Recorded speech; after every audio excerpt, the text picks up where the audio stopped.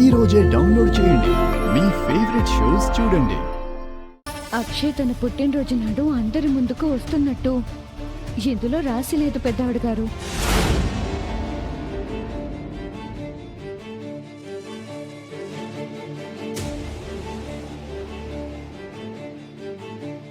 అవని గారు అనవసరంగా ఆ విధంగా ఆశపడుతున్నారు కానీ తను అనుకున్నట్టయితే జరిగే అవకాశం కొంచెం కూడా ఇందులో సూచించడం లేదు.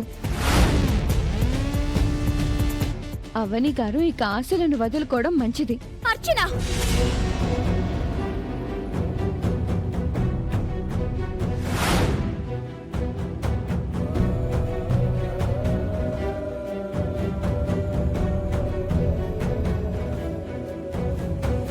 అంతా విన్నాను.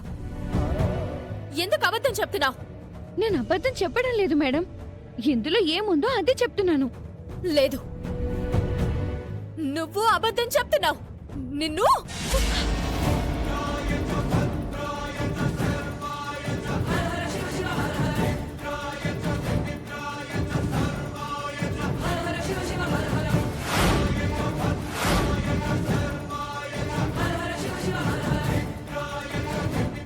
నువ్వు నా బిడ్డ లాంటి దానివి కాబట్టి నిన్ను ఏమనకుండా వదిలేస్తున్నాను. ఇంకోసారి ఇలాంటివి చెప్పావంటే మాత్రం ఊరుకునేదే లేదు. నా బిడ్డ రాదని చెప్పడానికి నువ్వెవరివి? గ్రంథం చూసి నువ్వు చెప్పేదంతా అబద్ధం. గతంలో ఇవే గ్రంథాలను చూసి చెప్పింది కదా, మరి అప్పుడెలా నమ్మావు? అప్పుడు అవన్నీ నిజాలయ్యాయి కదా. అప్పుడు నువ్వు కూడా ఈ అర్జున్ని సపోర్ట్ చేసి మాట్లాడావు కదా. ఇప్పుడు నీ కూతురు రాదని చెప్పిందనా సీరియస్ అయిపోయి కొట్టడానికి చెయ్యెత్తుతున్నావు? ఇంకే విషయంలోనైనా నమ్ముతాను గాని అక్షయ రాదన్న విషయంలో మాత్రం నమ్మను. అక్షయ వస్తుంది, అక్షయ వస్తుందని మొన్నటి వరకు అర్చనే చెప్పింది. సడన్ గా మాట మారుస్తుంది. అన్ని రోజులు ఒకేలా ఉంటాయా?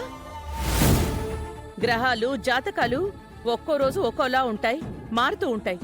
మొన్నటి వరకు వస్తుందని రాసుండుంటుంది, ఇప్పుడు రాదని చూపిస్తోందేమో. అందులో తప్పే ఉంది. ఎవరు నమ్మినా నమ్మకపోయినా నాకైతే నమ్మకం ఉంది. నా కూతురు వస్తుంది వస్తుంది వస్తుంది అంతే.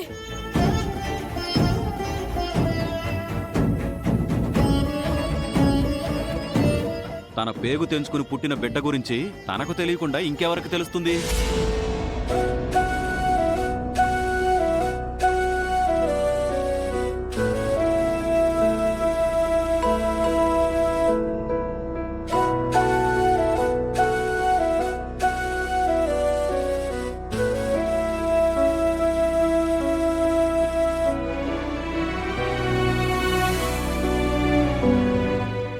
నా గురించి ఎంత ఆశపడినా పుట్టినరోజు నాటికి నేను అక్షయ్ రూపంతో రాను. ఎందుకంటే ఆ రోజే కదా నేను నీ నుంచి దూరం అయిపోయేది. అక్షయ్ చనిపోయినట్టు ఆధారాలతో సహా నువ్వు నమ్మితేనే నాన్నకు దగ్గర కాగలుగుతావమ్మా.